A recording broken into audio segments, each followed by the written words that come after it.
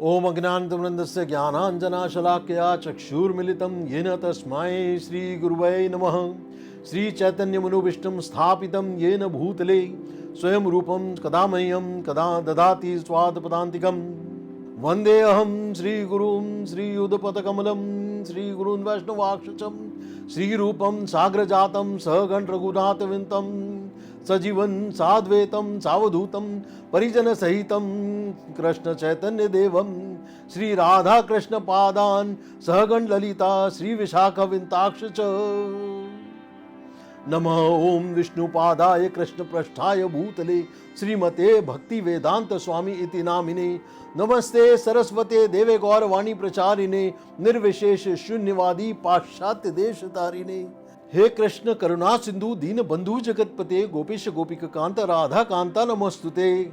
तप्त कांचन गौरांगी राधे वृंदावनेश्वरी वृषभानु सुते देवी प्रणमामि हरि प्रिये।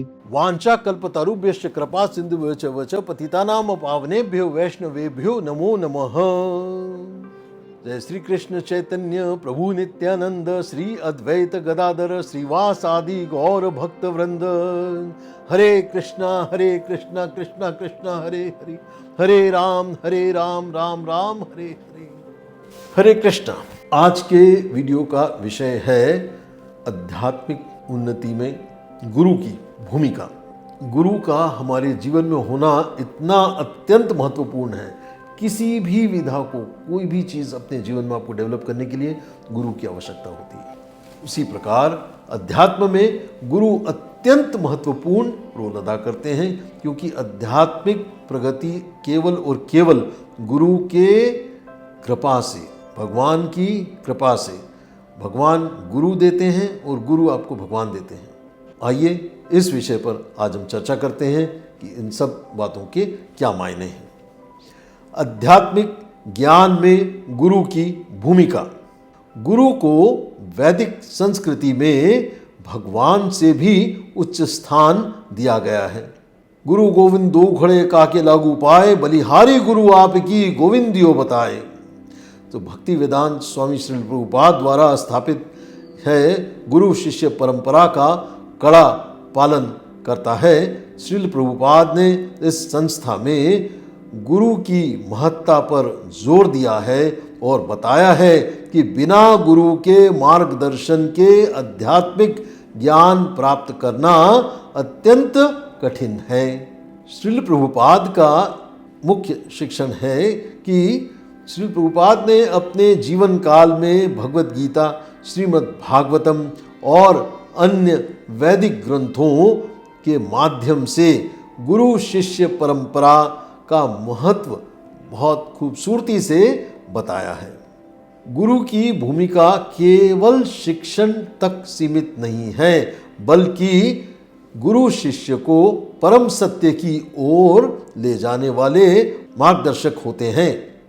एक श्लोक आता है, तद्विधि प्रणिपातेन परिप्रेक्ष्णेन सेवया उपदिक्ष्यन्ति ते ज्ञानम ज्ञानस्तत्वत् शिर्नः। यह आता है चैप्टर नंबर 4 श्लोक नंबर 34। इसका अर्थ है, भगवान श्री कृष्ण इस श्लोक में कहते हैं कि सच्चे ज्ञान को प्राप्त करने के लिए विनम्रता पूर्वक गुरु के पास जाओ, उनकी सेवा करो और उनसे प्रश्न करो। गुरु जो तत्वदर्शी हैं, वे आपको उस ज्ञान का उपदेश देंगे। तो यह श्लोक बहुत ही महत्वपूर्ण है, क्योंकि यहाँ गुरु को तत्वदर्शी माना जाता है, जो शिष्य को अज्ञान के अंधकार से निकालकर भगवान श्री कृष्ण की भक्ति में स्थापित करते हैं।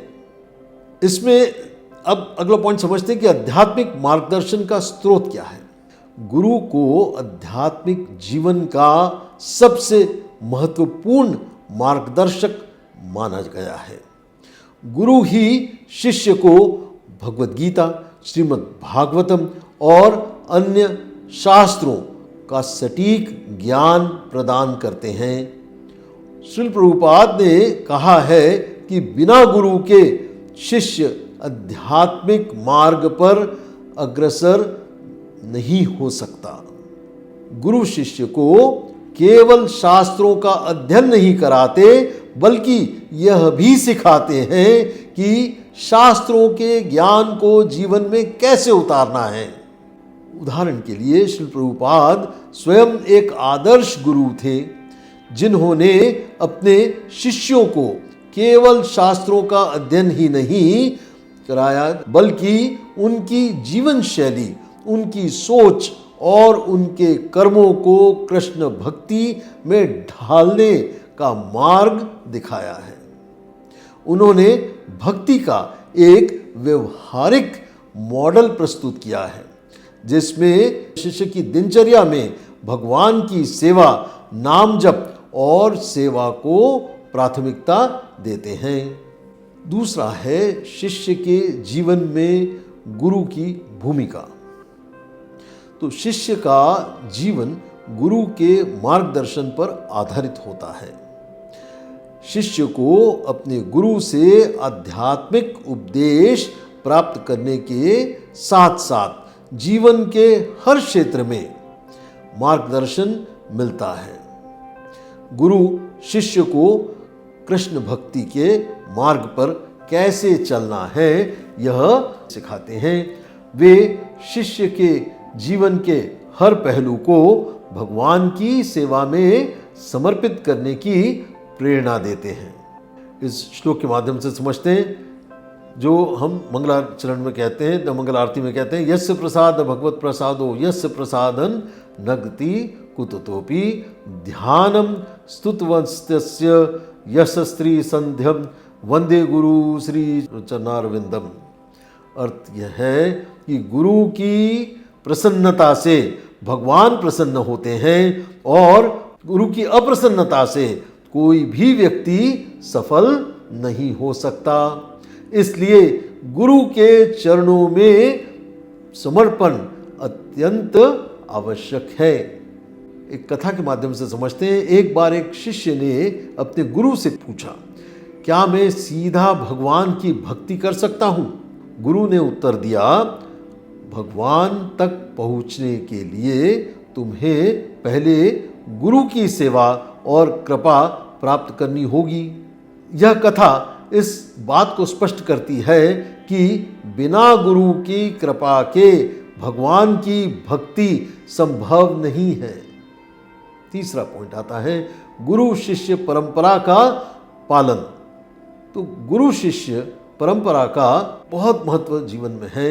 यह परंपरा वैदिक युग से चली आ रही है, जिसमें शिष्य अपने गुरु के मार्गदर्शन में आध्यात्मिक प्रगति करता है। श्री प्रभुपाद ने इस परंपरा को पश्चिमी देशों में भी स्थापित किया और अपने शिष्यों को बताया कि कैसे गुरु शिष्य संबंध को बनाए रखना चाहिए। तो इस्कॉन में शिष्यों को दीक्षा प्राप्त करने से पहले अपने गुरु के प्रति संपूर्ण समर्पण और भक्ति का भाव रखना सिखाया जाता है। शिष्य गुरु के निर्देशों का पालन करते हैं और पालन करते हुए अपने जीवन को शुद्ध और पवित्र बनाता है। चौथा पॉइंट इसमें आता है गुरु की कृपा द्वारा भगवान की कृपा। तो इस्कॉन के सिद्धांत के अनुसार भगवान श्री कृष्ण की कृपा प्राप्त करने के लिए गुरु की कृपा अनिवार्य है। गुरु ही वो माध्यम होते हैं जो हमें भगवान तक पहुंचा सकते हैं। श्री प्रभुपाद ने इसे बहुत स्पष्ट किया है कि बिना गुरु की कृपा के हमें भगवान की कृपा प्राप्त नहीं हो सकती। उदाहरण से समझते हैं, श्री प्रभुपाद ने के कई शिष्य ऐसे थे जो अपनी व्यक्तिगत समस्याओं और अज्ञान के कारण दुखी रहते थे, लेकिन उन्होंने जब श्री प्रभुपाद के चरणों में शरण ली, उनके मार्गदर्शन को अपनाया, तो उनके जीवन में अद्भुत परिवर्तन आया। यह गुरु की कृपा का ही प्रभाव था कि वे लोग जीवन के उद्देश्य को समझ सके और श्री कृष्ण की भक्ति में स्थिर हो सके।